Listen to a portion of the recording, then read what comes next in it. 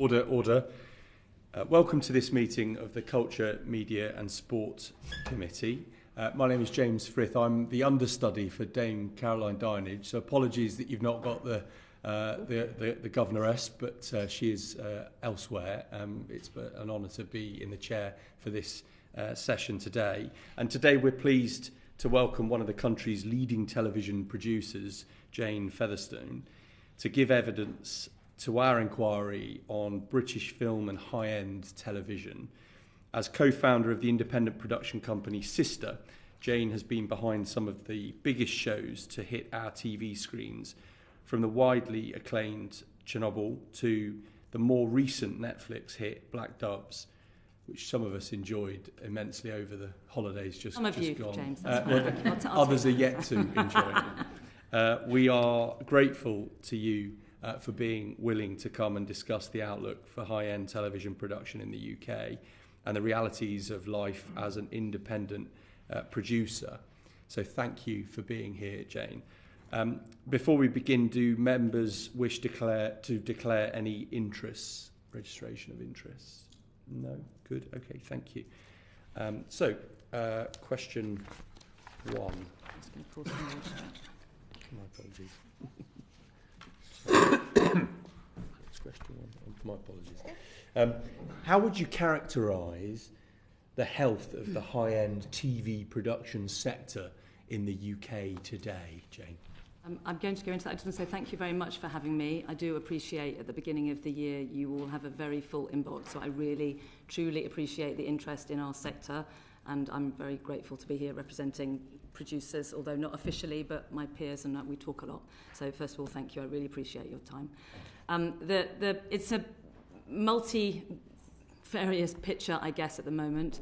In some ways, the business is doing incredibly well. You see that on your screens, and you see how much content is being made, which is largely to do, and I think some of you are newer to this committee, and I gather there were some changes, obviously, when the new government came in. So if I'm repeating things that have already been said, forgive me, but I think it's important to get some of the history right. So the sector is in a moment of flux, and even since you started this committee, I think 14 months ago, things have evolved so quickly. It's such a fast-moving business, particularly driven by technology. So 25, 30 years ago when I started as a young producer from Leeds University coming out, trying to work in the industry, I got my first job with a company called Hattrick, who Jimmy Melville runs, which is an independent, one of the very first independents enabled by Channel 4's existence to come into existence. And I worked there on Have I Got News for You and Whose Line Is It Anyway and those things as a runner, and I worked my way up then and wanted to make scripted drama. In that time, which is now nearly 34 years I've been doing this, I've seen such huge changes. So a little tiny bit of history for you, forgive me, but the 2003 Terms of Trade, which allowed independent producers, as you will know, to own rights in the work that they made in partnership with the broadcasters, largely then public service broadcasters, because that was all that was available. That enabled such a vibrant market for us and is one of the core reasons why we're all here today with this thriving, although at a turning point market, which we really have to look at, and I'll come to in shortly. So that was 2003, and then 2013, two things happened. Netflix came to the UK as the streamer. That's around 2012, 2013, and the tax incentive was granted to our industry at 25%, I think 24.9 approximately. I'm not quite sure why it works out that way, but it does. And that was hugely significant for inward investment, hugely significant for us as an independent production company. I was then running a company called Kudos, which I'd set up the drama department of. We made Spooks and Hustle and Life on Mars and Broadchurch, many big other shows, Utopia for Channel 4. And we were able, on the back of the Terms of Trade, to really become creative entrepreneurs. And what that meant was that I had confidence in building a business and employing many people on permanent contracts. We had, I think, 35 at Kudos and thousands on freelance contracts. And we were able to really invest in the future of our industry and our company because I knew that those rights in success, so a show like Spooks and Hustle, sold around the world, and that profit came back to the BBC, and to us and to the distributor who had paid the advance into helping put that funding together. So that was 2013. Now, where we are, viewing habits driven by technology, and I won't be the first person to say that technology drives such enormous change, and we're seeing it rapidly now, has changed viewing habits, beyond what we could have expected, to the point now where I think 80% of viewing on Netflix or on the streamers, you watch non-UK content, and 10% of viewing is British content on those streamers, and it's the reverse on the public service. So that's the sort of background of the state of play of where we are in terms of viewing habits. There are many other factors. The advertising revenue has gone right down in terms of Channel 4 and the commercial public and ITV, and I think it's down by 20% and 16%. And again, the figures, I'm a practitioner, a producer, these aren't my figures, I'm quoting other people, so obviously you'll get the accurate ones, but I know that's gone down significantly. And this has left a two-tier system where the streamers, in particular led by Netflix, but all of the streamers to a degree, have had deep pockets, and in order to make a name for themselves, in order to establish themselves as an attractive place for subscribers to want to come and pay £14-15 a month, you have to provide high-end content that those audiences want to watch. So there was what was called an arms race. I think that's probably one way of looking at it, about 5 or 6 years ago, where a huge amount of money was pumped by the streamers into content. And Britain, because of our tax incentive, but also because of our incredible pipeline of talent and our infrastructure and our cultural heritage, which I really want to come on to, so I mustn't forget to talk about that, those are the reasons combined that, along with our English language, but primarily the other things, I believe, that made Britain such an attractive place. We have practitioners who are excellent, and they trust us to deliver on that content. So we me included, at Sister, was very happy to work with the streamers, and we've made Eric, Black Doves and Chaos over the last 2 or 3 years for them. We've made The Power for Amazon. But we've also made, this is going to hurt, The Split, Flowers for Channel 4. Don't forget The Driver, which was a small BBC Two set in Bognor Regis, which we filmed down there. And we're now making a show called Cold Water with Andy Lincoln for ITV. That mixed economy has been critical to us. But we're now at a tipping point where the rising costs of budgets and which has been pushed up by streamers, but also by post-COVID, post-strikes, all sorts of things have pushed those costs up. And we estimate at Sister, my team did some work for us, that costs below the line have gone up around 40%. And below the line is everybody, it's the production costs, so that doesn't include cast, writers, producers, and those costs are called above the line. They've gone up even more, probably 50 to 60%. So we're at a place now where budgets have become so high that that's priced the public service broadcasters pretty much out of the market. And from your That was quite a long answer, but it's an important context. Excellent, very thorough, thank you, and an excellent backdrop for us to move into. On practical terms then for you, this state of flux that you talk about, and to your last point there, is from a fundraising or monetary point of view, does this mean is fundraising become even more dominant in your role, the head of production? But also, this sort of hit factory record, does that make you more or less risk averse? It's a really good question, James, because I would like to think that we're very risk-friendly as a company, but I have to be honest that in the last 18 months I have felt less inclined to take those risks because I don't feel as confident about the sustainability of our business model currently. And having set up and run 2 large, successful, multi-million-pound ventures, which have been entirely British-owned and using British brilliant talent, both in front of and behind the camera, I now feel less safe than I did about investing long-term for the future. And that's for two things. The cost inflation has made, for everybody, by the way, this is no one's fault. Things are, evolve in this way. Cost inflation has gone that way, particularly post-COVID and post the strikes. But we're now at a stage where, for the public service broadcasters, and we have 3 shows that we're 3 or 4 at the moment, that we're making for the BBC and ITV, and we're in development with some of the other public service buyers, we are struggling to even get the financing together that in a way 18 months ago would have still been possible. And that's because, and again, forgive me if you know all of this, but just to give you a couple of examples, we have a show at the moment which is by a brilliant writer called Dennis Kelly, who wrote Utopia for us for Channel 4, and he's a world-class, brilliant A-list writer. The scripts are exceptional. The BBC give us what's now called a green light, and a green light used to be where you'd say, well, hey, we have a commission and off we go now and let's make the show.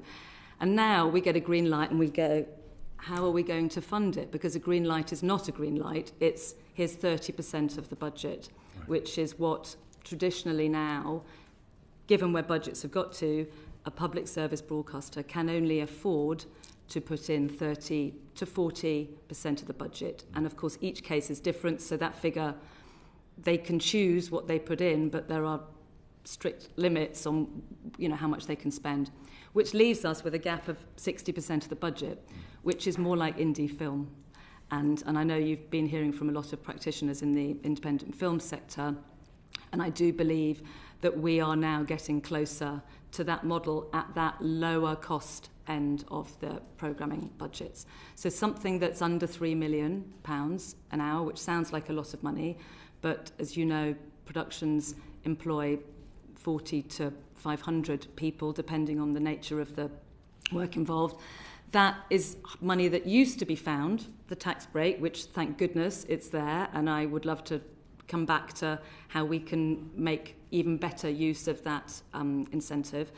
But also from distribution money. As you know, that was there were lots of independent distributors, including the BBC, but ITV, NBC, all 3 media, many different places. And they would look at the script, work out its saleability around the world, do projections and say, we think this will sell to this number of countries at this amount, and we'll give you an advance, which you put into your budget of, say, £200,000 to £600,000, sometimes more if it's got A-list talent. And then we would be able to make those distribution advances have collapsed in many ways. They're still trying to put that money in, but the appetite for British content, I'm talking not global, and we should maybe talk about what the differences are between those two. What British content is very hard now to sell abroad in the way that it used to. Something like Mr. Bates, for example, which you'll all be very aware of, didn't sell to many countries at all. Thank you, Jane. We've got a lot of questions to get through. I assure you we're going to cover much of the things you've referenced in wanting to come back to. Damien. Thank you, James, and morning, Jane. There's obviously a lot of consideration, a lot of benefits to the UK economy and society from your industry. There's employment and there's export earnings, and then there are important cultural benefits. Indeed. I think both to domestic audiences, and we feel this is also part of our projection in the world. I just wondered which of those things, there may be others that I've omitted, which you should add to that list, but which of these things do you think we are punching above our weight, and which could we do better on? I think our talent base in this country is absolutely world class and equal to Hollywood in every single way, I believe, in terms of our creative talent, behind the scenes, our acting talent, but also our crews and the infrastructure. So we have a remarkable talent base, so I think that's critical. That has enabled us in the past to attract. The reasons the streamers come here is for all of those things. There's no doubt in my mind. Plus the tax break, there's no doubt that combination. So we punch above our weight in talent and the soft power of those things. However, that's what's now at risk, Damien, I would argue, because that pipeline of talent which has been fed, so, Top Boy, Black Mirror, all of these shows were financed and supported by British public service broadcasters. one day, you know, Nicole Taylor, the writer from that, came through the BBC. So many cases of examples where talent that is now global, including film talent, started in television. So I think we punch above our weight in talent. Our infrastructure now, our studio infrastructure is excellent, and we are still investing in skills, although we need to do more on that. But we're at risk of losing the social and cultural relevance of our work, and that's the piece that, like you, clearly, I feel passionately about, which is why I'm really happy to speak about it today, because it is, if we don't protect that cultural creative ecology, we will lose it. And I think one thing that I really want to say is that what's on screen today has taken 3 years to get there. And so any decision we make now won't be seen for 3 years. But if we don't make it now, we'll find ourselves looking on our screens in 3 years' time without that work, without the work that we are now still proud of and still exists, but won't in 3 years' time. How much does it matter where the investment ultimately comes from? In other words, should we worry that so much British high-end television is made with American money? I don't think it matters where the money comes from to some degree. I think it matters what we make. And I think at the moment, because of where the money is coming from, which is largely global inward investment, that is serving a global audience largely. Mm-hmm. Primarily, though Netflix and Amazon need to serve their British audience too, but the costs of that production means it has to be successful around the world. So what we're not doing is making sure that we're able to serve that British audience with British content, which would be Sherwood and Mr. Bates and, you know, Derry Girls, etc. All of those brilliant British shows. That's what's at risk now. Would you sort of point to a year in the future where you would project that it will no longer be, in telly in general, it will no longer be viable to produce content, programmes, entertainment shows specifically for a country the size of ours? Well, in specific examples, next year, and I'm not exaggerating, we are, and I think the BBC can answer for this themselves, but I am absolutely aware they have a multiple number of shows which, through absolutely no fault of their own, they can't fund, which makes it very difficult to see how those things, as I say, take 2 to 3 years to come to the screens. Where the BBC and Channel 4 and ITV are sitting, in order to compete with the global content of streamers and their global budgets, they feel they also need to make that high production level content, which audiences have got used to. Mm-hmm. And that means, I believe, that those public service broadcasters are having to funnel more money into that competitive area, and that means money is being taken away from other areas. Again, I'm not the BBC and I don't work for them and haven't, but I know that that's something that they have to look at. I mean, there obviously has been a lot of money there has. sloshing around. You used the term arms race. You might call it a land grab. We've even heard the parallel of the South Sea bubble. Yes. That not everybody is watching all of these programmes, and there are very high production Absolutely. values, very high production costs. I mean, obviously, if that is true, it is not sustainable. Yep. And there will be a shakeout at some point. Yep. If that shakeout comes, what do you think the consequences will be and for whom? I think that you're absolutely right. The shakeout does have to come. There were too many programmes being made, which was a competitive situation of about 5 years ago. Too much money was being ploughed in. Now there's a serious contraction happening, and everybody overspent in order to suddenly SVOD to gain that audience. And now there's a huge reduction, which meant that we were funneling people, ideas, talent through to that big bubble, and now many of those people are out of work. So I think where that we need to find an equilibrium, and I think the market will balance itself out. I do believe that the market has the capability to do that, but the risk is that the market itself won't take care of the British content, and that's the bit that I really think we need to look at, and that's the bit that I would argue is the most at risk. My final question related to that. Yes. Where does all this leave the public service broadcast? I mean, some of whom, obviously, or all of whom, in some ways, have been partnerships with the big streamers. But you mentioned, amazing content like Mr. Bates, which you can't really imagine originating from a multinational based in the United States. What does all this mean for them? Can they compete when audiences become used to these incredibly high production values with the associated costs? Well, I think we can still make incredibly high production values with the public service broadcasters. I think you look at, Doctor Who, which is now a co-production, but for many years wasn't. And you look at Sherwood recently, which I think James Graham's piece set in Nottinghamshire, which I thought was extraordinary. Those things still feel incredibly classy because the talent that we have writes great work which attracts great actors, and people want to work for the public service broadcasters. But we do need to somehow rebalance, and that's where I argue the tax incentive can help to rebalance. So I would argue there's a carrot version of using that to help those broadcasters come up to a level where they can compete at a more... The other thing that's happening is the streamers are bringing budgets down because they were too expensive for them as well. So there will be an equalisation that will start to happen slowly. I'm just worried that if we don't act quickly, it will be too late. And that talent pool will be lost. And that's the reason they come here. That's the virtuous circle. They come here for what the public service broadcasters give us, and that's what we're in danger of losing. So. Thank you, Jane. Thank you. James, thank you for coming Hello. along. So Netflix have told us that they offer quite sort of flexible sort of deals with producers. How does that sit with you? Does that chime with you?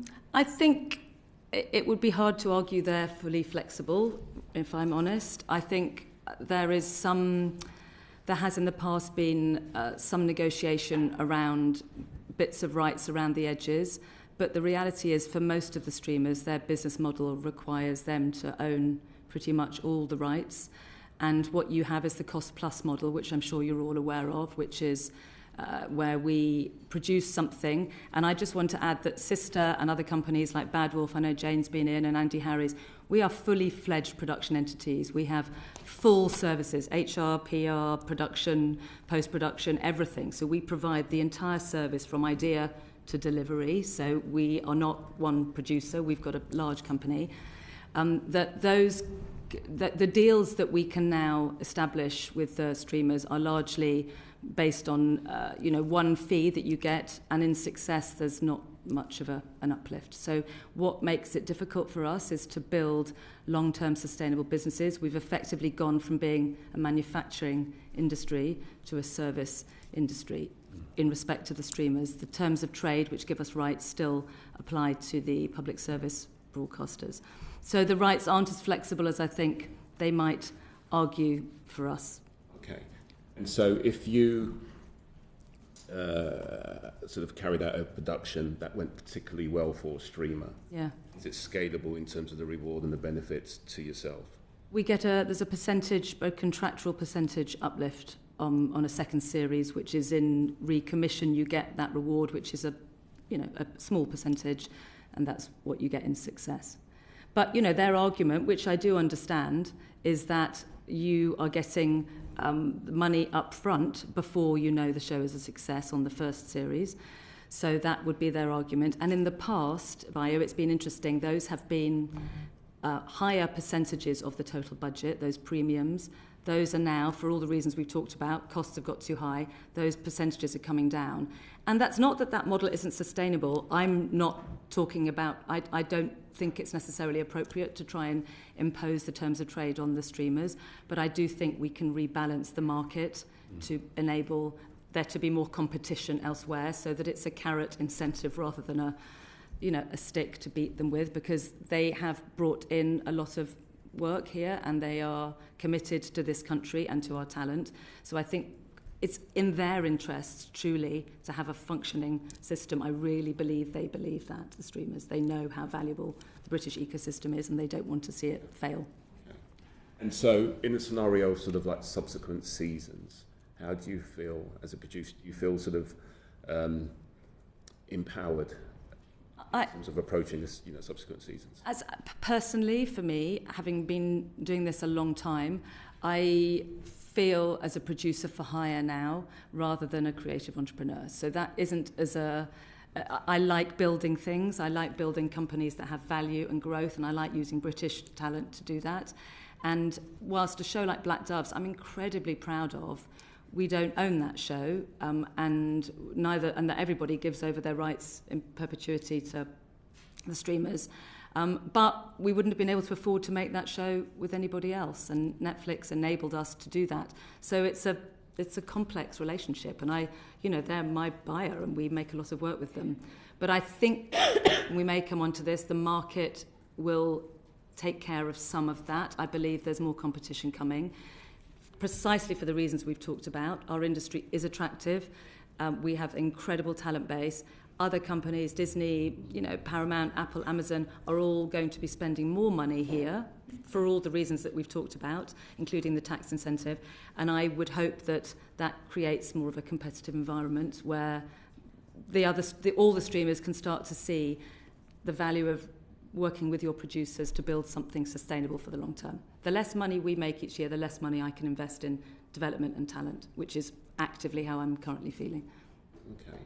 And if a production didn't sell as well, how do you typically within the industry sort of approach it in terms of, do you have the capability to sell that content elsewhere to other regions? Not until there's something called a holdback, which is the rights owner or the financier, and it depends on they all have different deals, don't allow you to do anything with those rights until after a specific time. And I think, and again, I don't want to quote the exact years because this isn't, I'm not on the operational side in this way, but I think it's, 5 years for some of them, and it's longer, 10 years for some of the streamers. For the BBC, I think it's 1 year. And that means that the reality of selling something to somewhere else is very unlikely. But you look at something like Top Boy and Black Mirror, which were Channel 4 shows, which had been decommissioned by Channel 4, I imagine also partly based on budget, those shows, and then were picked up by Netflix and turned into big hits as well. So we don't have the ability to get secondary sales, which is I think what you're asking from our content on the streamers. Thank you. At the moment. Thank you. Thank you, Chair. Thank you. Jane, just on IP, we've talked about a kind of shakeout coming and a renegotiation, the success of season 1 and what comes next. Yeah. Do you think part of that, the rejig or the reconfig that's going to happen, whether that's on the numbers of programmes or the funding settlements or the co-production trends, do you think there's an inevitability to Netflix and other streamers having to bend a little better on sharing of IP or how long they lock you in for? And how much swagger does a television production company get with a hit in season 1 to actually claim renegotiation on IP for season 2 plus? Well, on the second point, we have a contract, so we're standing by our contract with Netflix, and I think that's appropriate. I would like the market circumstances to change sufficiently whereby we are able to negotiate better deals. Again, that's Netflix's global model. I understand why they do that. They're paying a lot of money. But it's not sustainable for us. However, as I said, competition's coming, so I do feel confident, but only if we apply the right level of tax incentive to the UK market so that things are rebalanced. That's the significant other part. Before I come to Paul, what is the competition coming? I believe who is the competition the other streamers, so more inward investment. I think this year, 25 now we're in, aren't we? 25 is going to be a big year. We've got Marvel, Star Wars, Lord of the Rings, a lot of those big IP. Again, they're IP. I'm sure we'll come on to original versus IP. Are coming to the UK. Either they've been here already or they're bringing new franchises to the country, which is great.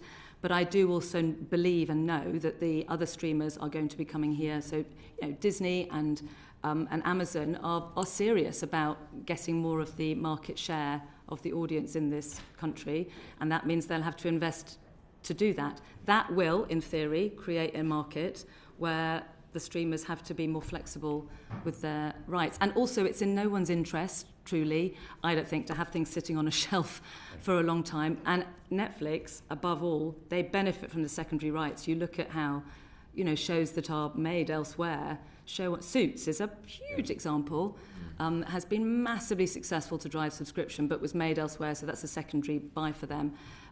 The secondary market will revive in some capacity, I believe. Thank you. Hi Jane, Hello, Paul. thanks for coming. Black Dove's fantastic, Oh, kept thank us you. going over Christmas as well. Thank Can I just push you a bit, obviously on the fact that you're a creative entrepreneur, Yeah. and you're talking a lot about competitive advantage Yeah. that we need as the UK, but also, as you were saying to Damien, the idea of protecting a cultural Yeah. heritage, protecting an industry, an indigenous industry. The idea of quotas and levies has been mooted and is used by other European countries who want to eat a bit of our lunch. So they're having a streamers levy. Some people have suggested that we should have a streamers levy here. Obviously, the streamers push back a bit against that. What's your view on that? How would that help or hinder what you do? I don't think it's the right thing to do to bring in a streamers levy at the moment. As I said, the market, I think, is shifting. We've been in such a particular place for the last 3 or 4 years, and Netflix has had a huge advantage in this territory. It came here first, it spent the most money, so it's further ahead, and it's a global business, as you know. It's a hugely successful and incredibly, brilliant organisation in many ways. I think the market will take care of some of that, Paul. I'm more interested. I worry about the regulation and legislation, and I do fear that may have unintended consequences that won't be the right thing for our industry. What I said I think there's a way of rebalancing the tax incentive that already exists to bring it up to the level of the indie film incentive, which is 40%, and apply that to specifically public service broadcasting and nations and regions out of London, so that you get the 25% is a minimum that everyone can still get, and it's simple and everybody is eligible for that. And then there are additional points available if you are working with a public service broadcaster, say they 30% of the budget and they're the editorial, lead on something, or you have nations and regions productions, which will encourage more of the nation as a whole of the UK to benefit from this. And I think those are incentives to rebalance rather than quotas, which I fear won't do what we need them to do or as quickly. And you mentioned quotas. So I imagine you'd then be against this idea of having the sort of made outside London quotas that are applied to public service broadcasters. You wouldn't want to see them applied to streamers. I know that Netflix would argue, and I think actually you look at a lot of what they've been making, they make a lot outside London anyway. I really think they do, and it serves them to do that. They want to speak to their whole audience as well, and I believe they do. But I believe the incentive, if this additional tax break, and we were treated in the same way that independent film has been, below 15 million, which is the area I'm talking about, it's that very tough, lower cost budget in television that we're talking about, that would be sufficient to rebalance, I believe.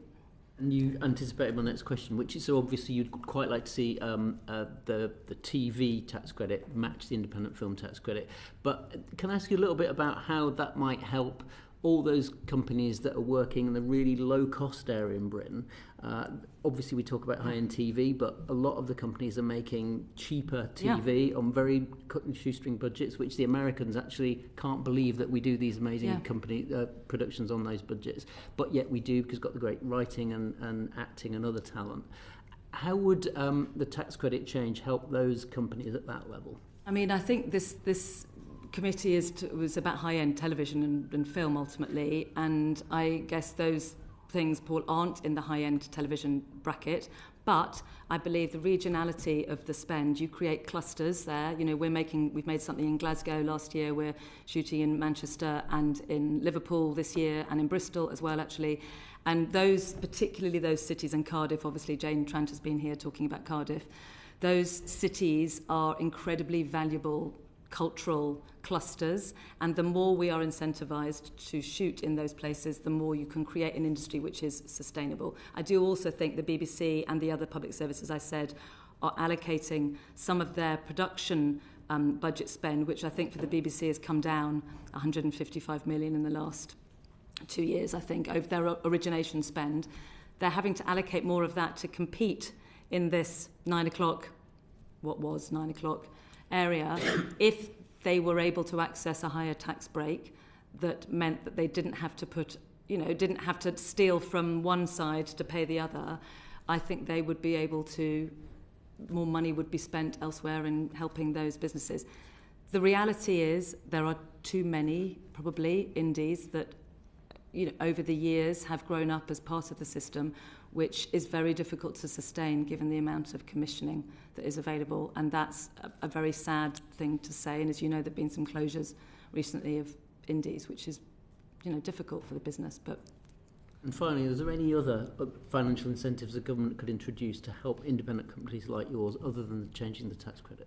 I think that's the most effective one. I think what's been so efficient about the way it was brought in 2013 and its support it's had from everybody over the last 15 years is it's very easy to use, it's simple, your eligibility is clear, and I think that's really important for inward investment. If they're going to commit to this country long term, and investment, as I said, it's a slow business, they need to know that in 5 years' time this isn't going to suddenly be removed.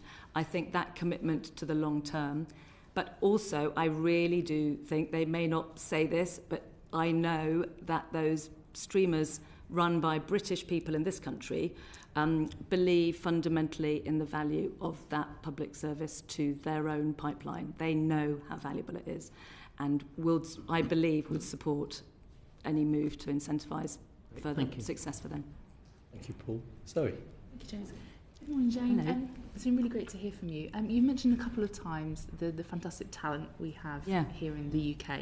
And I just wondered, do you think you, as a producer, you have what you need at the moment in order to continue to develop that talent pool? So you've talked about tax incentives. What is it that you're missing? What do you have?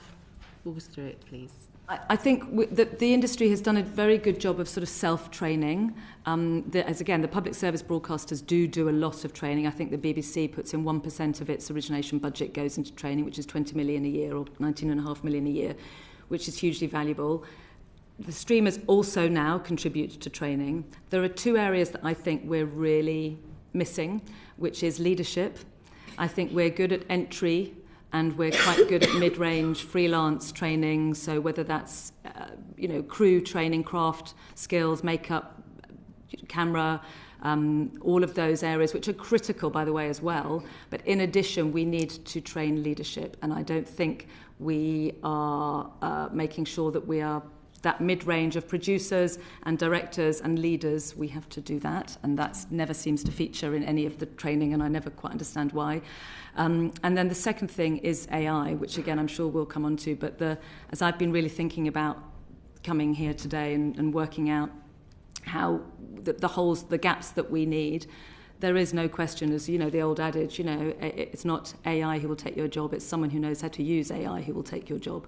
And I think our industry, given it's an industry that can and will use AI, and already is, particularly the creator economy on YouTube, are just using it without any consideration of, regulation at all. Assuming we get regulation that is meaningful and works and does the job in terms of IP ownership and protections and all of those things, which I know you're all looking at, and so are many people, we then have to train to use it. And we have an opportunity in this country, as with many things, to be ahead of the game. And I've not heard anyone talk about training for AI. And I'm a governor of a school, the London Screen Academy in North London, which was an academy school set up to train children 16 to 18 for our industry from underrepresented groups. And we are now talking about putting an AI as part of the curriculum. And I would argue, in the way that computer science came in, 14, how many years ago, I can't remember, 45 years ago when I started primary school, that we need to put AI at the centre of education, training, and understanding it and embracing it. And I think that's critical. And I haven't seen that on any of the skills references at all. And there probably aren't teachers to teach it yet, honestly, Zoe, really. But it's going to move so rapidly. And I look at my teenage children who are 14 and 15, and they know how to use AI in a way that I simply can't. We're trying at Sister. We have a task force. We're trying to educate ourselves. But I really want to train that generation so that they learn how to use it well and with the right ethical framework around it. And you touched on, you referenced your work as a governor of that school. And it's really great to hear that school is doing so much for underrepresented communities. Do you think within the industry here in the UK we are doing enough to not only grow that new talent which we'll need for the future, but also to invest in a way that ensures that it's a diverse and wide pool of talent. I think we are never doing enough. No, we're definitely not. And I'm just going to go back one point, if I may, which is to say why that's important. And Damien, you started with this, which is really critical. That, we are in a divided country world at the moment, and we know that we're heading into a period of challenge that hasn't been seen for a long time. And we're already in it, actually, for many people. And storytelling does help us hold a mirror to our lives. And I know this is obvious, and it's woolly stuff, and it's a bit fluffy, but it is critical, and it must not be undervalued. And I feel, as a creative practitioner, that the philosophical argument has to be made more than it is, rather than the commercial argument. I think is clear, honestly. It's so clear. There are so many statistics. But the philosophical argument is we have to create stories that are about the country we live in and represent the people who live here. So fundamentally, we have to do more in front of the camera and behind the scenes. However, back to the earlier point, the pipeline, the facility of the training ground. So on shows like Hustle and Spooks, we trained up so many writers and so many directors and so many producers because they were long-running, sustainable. We're now not able to do that in a way because the public service broadcasters who make that content aren't making as much of it and can't afford to make as much anymore. So the training grounds aren't there. The will is there. We're not providing the opportunities in the pipeline. So we need to do that, and we need to continue to make sure that diversity of all voices, socioeconomic, is a huge issue in our industry, as you know, as well. And James Graham talked about that in the Edinburgh in the summer. But that's absolutely critical to social cohesion, and we must not underestimate the value of that, I think. And in terms of, we're thinking about how we're training people up, the voluntary skills levy, obviously that plays a big role in that. Do you think it's enough? Do you think it should be compulsory? Yes, absolutely. I can't see any reason why it isn't. We pay into it at Sister and always have, and commit to many other forms of training as well. And I believe, again, that they all believe in training, and I guess those people who don't pay into it would argue that they're doing training elsewhere. But I know that Georgia Brown's been in to see you and the task force that they've set up. I do think, particularly when you look at AI and leadership, you need a industry-wide approach to those things. And I think I would hope it wouldn't stop those streamers or other broadcasters continuing to invest outside of that scheme, but that compulsory levy would give everyone a feeling of being united in a common purpose, and I do think that's really valuable. And it creates a friction at the moment, which I don't understand, and it's such a small amount of money, relatively, and then we could allocate some of that to AI leadership. And, we need to do continued diversity training, all of those things. So we need to do more, Zoe, we absolutely do. And it's difficult because at the moment people are unemployed. That's what's challenging, and that's why this twin track of our industry, we need to keep growing it so that in 3 years' time, those people we have enough jobs. We can't stop skilling just because we're in this slump. Thank you, Jane. Thank you, Zoe. I talk really fast. I promised I'd talk more slowly. But Thanks, Jane. And I think that last question or your last comment leads nicely on to what I'll be asking about, which is working practices and retention. And I should probably declare an interest here as a former employee of the Prospect and Bec2 unions, because Bec2 has warned that unsustainable working hours, the feast and famine nature of employment, poor levels of diversity, bullying and harassment, and a lack of employment rights for freelancers have plagued the sector. And you've already referenced Jane Tranter, but she also talked about there not being so much of a skills crisis, but a retention and sustainability crisis around working practices with long filming days. Do you agree with her or with Bec2 that working practices in high-end TV need to change to address the retention crisis? There is absolutely no question that our industry working practices are incredibly intense and very challenging, particularly for families, you have to travel a lot, and it's very difficult to marry that sometimes with a normal existence, truly it is. So yes, we have to change those working practices. I think since I started producing, it was 6 days a week was the norm, and we were doing 12 hours a day on camera, which meant you'd often arrive an hour before and an hour later, and then you'd travel home. So that's effectively a 16-hour day. I'm not saying it's all fine now and it was terrible then. It was really terrible then, and is better now. The 5-day week is here. But anything that we do has to be done in the knowledge that it will push budgets up. And that's not that it shouldn't be done, but we have to understand that that's what it will do. I think one of the ways to counter that is to create these clusters, as well as to create successful areas of production where people don't have to travel as much, where you can build, the studio system is more efficient in some ways, although something like Black Doves, it wasn't worth us building very much because it was all on location. That's the nature of that show in London. And that's just sometimes that's just the creative content of something. But if you can build those clusters, as Jane has in Wales, that there is an ability for there to be more job sharing potentially, for there to be, shorter hours, for there to be more time between jobs for freelancers. So yes, we absolutely have to do that, but we have to acknowledge that there will be a cost increase. And people have looked at the 4-day week for filming. I think that feels unobtainable at the moment, and everyone's always very ambitious on a film set as well, and that makes it difficult to do that. I don't know, I'd be really interested to know what you all think about that. I think it's a real tough one. No, it's interesting because Jane said later in her comments that tackling the long day is really difficult because ultimately you just are adding more, because you're chasing the light, you're adding more days to the filming time, which obviously, as you were saying, increases the budget. So it was interesting to hear about how the clustering could potentially address that in one way without pushing up the budget too much. I think it would help. I don't think it would solve the problem. But I do think retention is an issue.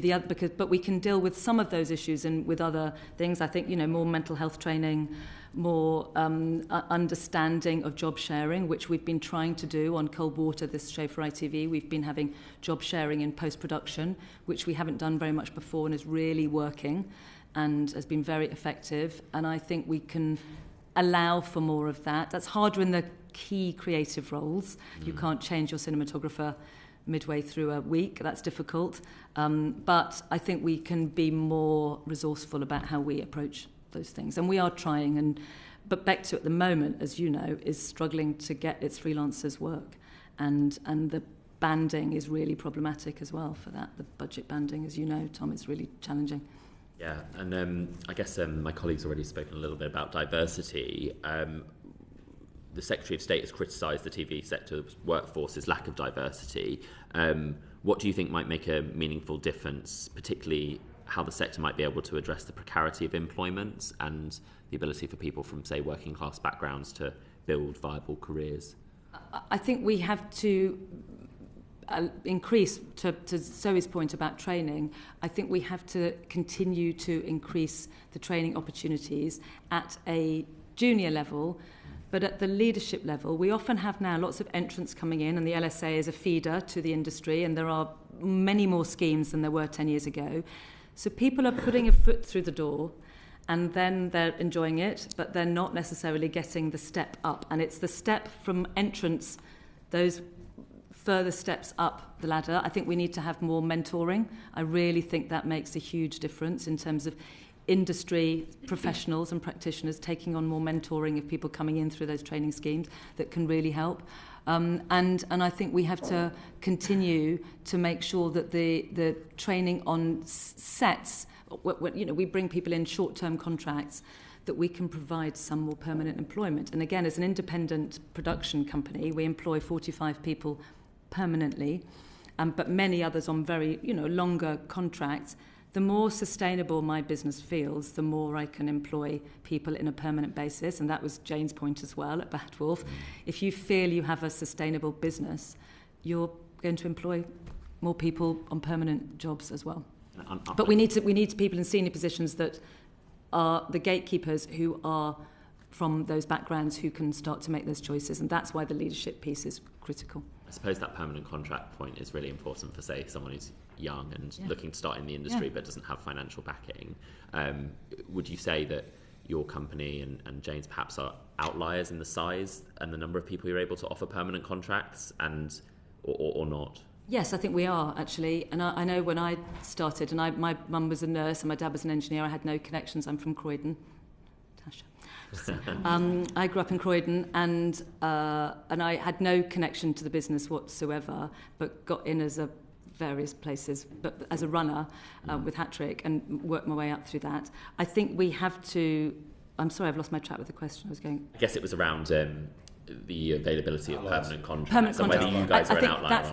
That's the point, I think, is that there aren't very many companies who do that and can do that. But you can have a freelance. Many freelancers like being freelance. They don't want to have a permanent contract.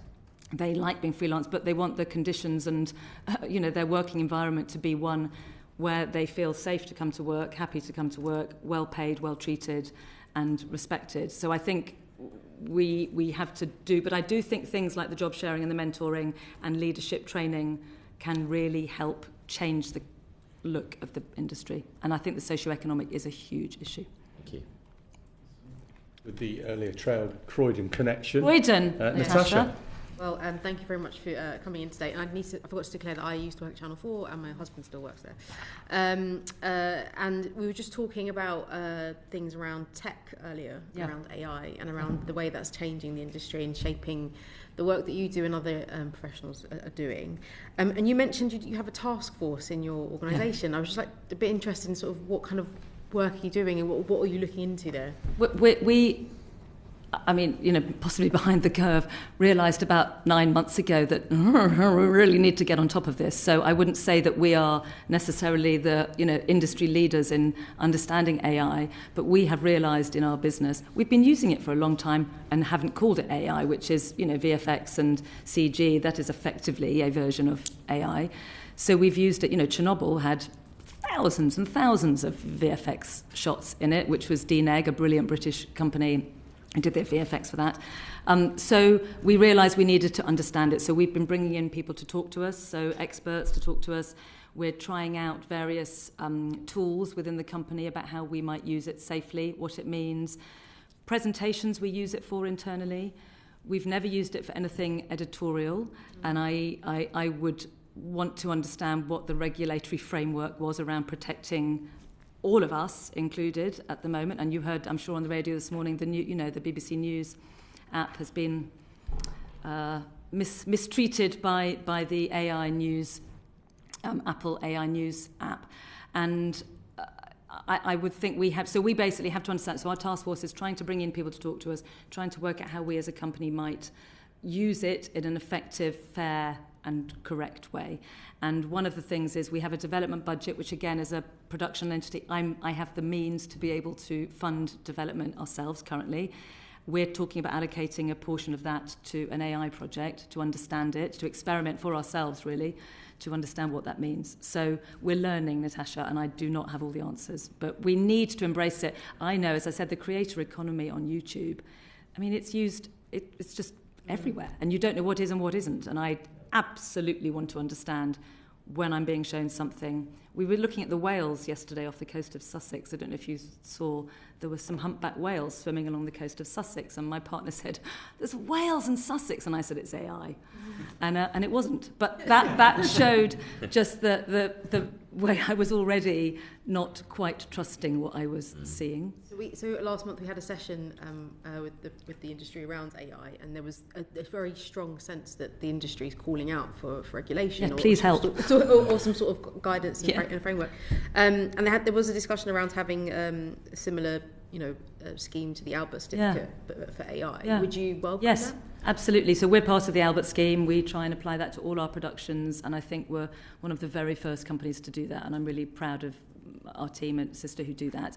And I would very much welcome being part of an AI regulatory framework that helps us all understand and learn from it. But we need to move really quickly. It's so fast, isn't it? I don't know if you heard Geoffrey Hinton on the radio over Christmas. I won't depress you all. Go and listen to it. He was one of the godfathers of AI, who is a highly educated and informed professor, and said that he did believe there was a serious risk that human extinction, in 30 years from AI. I don't believe that, and I think he's trying to wake us all up. But there's no question. Do you believe that, Damien? No. I hope not. But I do think get ahead or lose.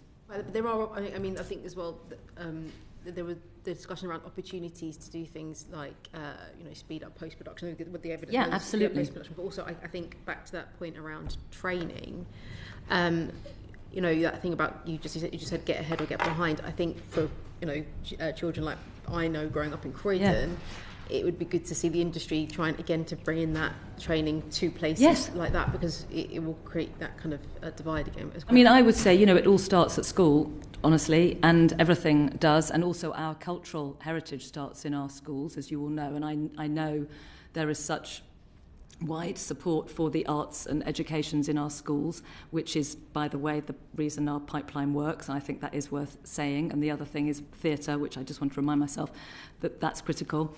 But AI, I believe, needs to be taught in schools as a meaningful subject now. We need to understand it. And I have absolutely no expertise in what that would look like, but I can't believe we shouldn't make it part of our curriculum. I may come to a former education secretary. Actually, not on that point. I just wanted to link. That may be completely wrong, Damien, but I feel like computer science, we should just get it right in there right now. I think you're right. I'd love more kids to be studying computer science. When you talk about the difficulties of finding teachers to teach AI, computer science itself, it's actually very difficult to recruit teachers for, because of course there's massive job opportunities in like your industry and elsewhere. But so the question I wanted to ask was just to link a couple of these topics together. So much earlier we were talking about the international nature of the market and the economics of that, and more recently with AI. I mean, do you think we will soon see AI being deployed to take, say, an American program or a British program or indeed a non-English language program and changing the script, changing the cultural references to make it saleable in 50 different countries as if it were a domestic production? I know, well, the part of the strikes recently have been around this subject in America, as you know. So the WGA, which tends to lead, which is the Writers Guild of America, tends to lead on the IP of writing in terms of our industry, has put in place very clear safeguards, and that was part of the negotiation, as you know. But we have to change for the dubbing anyway. But you have to, exactly. So that would just be for the English language version. Yeah. And for the dubbing version, I can absolutely see a point where a computer works out what those references should be and changes that, and indeed potentially voices it, because obviously everything is dubbed, and we're getting to the place where voices are.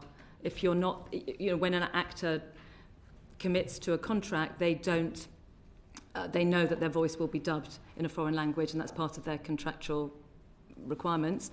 But it could well be there's a place where that happens again, which is why we have to start to regulate. And that may be a good thing. That may speed up the process. There is something called localization. When we deliver a program in English, it has to be dubbed, it has to be translated, it has to be all of those things. I'm sure, I don't know, but I can't imagine that the industry won't start to use AI to do some of those translations and some of those things. I think it's the IP bit that is the most frightening for all of us, and knowing what's real and what isn't, and understanding the IP, not just for the value chain, which is really critical, but just that sense of control over your content and something you've made as a creator is critical to get on top of, and we're not yet, are we? Thank you, Dan. Thank you, Jane. Before we conclude, is there anything that you'd like to add that we haven't raised? I think I'm just going to reiterate, if you don't mind, the 40% tax break. I do think it was a really powerful statement that the committee and the budget committed to that for independent film. We are now scrabbling around trying to get the funding together for lower cost drama, so I would really look seriously at increasing that to 40%. And as we know, the GVA on £1.50 spent of the tax break is £6.60 GVA to the economy. So it seems like a no-brainer to me. But I would, as I said, put in levers. It's been a blunt tool. I put in levers that mean it can be public service based, to get extra points, which would be, say, when they put in 30% of the budget approximately, and you would work that out, and nations and regions, and that is available to anybody. So it may encourage the streamers to co-produce more, which used to be the model again. And then the second thing, the AI training and leadership, and then the last thing is just with the BBC in particular, I think it's important to remember the narrative around them, how much the work that they do behind the scenes fuels our pipeline. And I know there are times when the BBC is not always the most popular place, but I do believe we have to change the narrative around it and make sure that it can be supported. It is a jewel, it's precious, and our ecology, our cultural relevance is so precious. I really, really think we have to be very, very vehement in defending that and doing all we can to rebalance. Thank you. Well, you've got that firmly on the record as well. Thank you, Jane.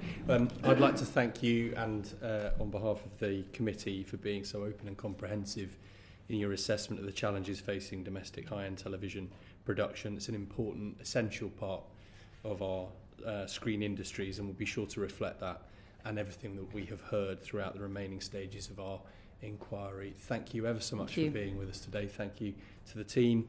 Order.